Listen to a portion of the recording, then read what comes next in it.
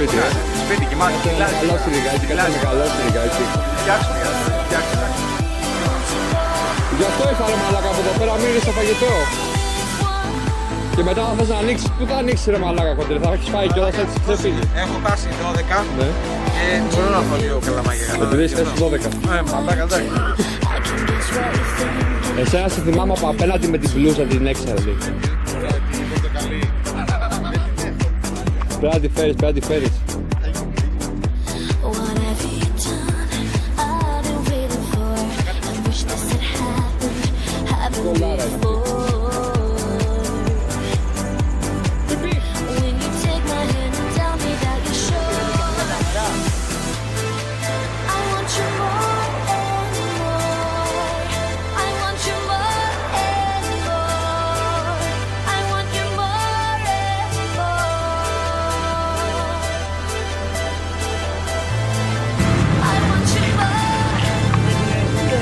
Γιώργο, τι έγινε ρε, κάτι άκουσα να μπαίνει εδώ πέρα με τα όσα.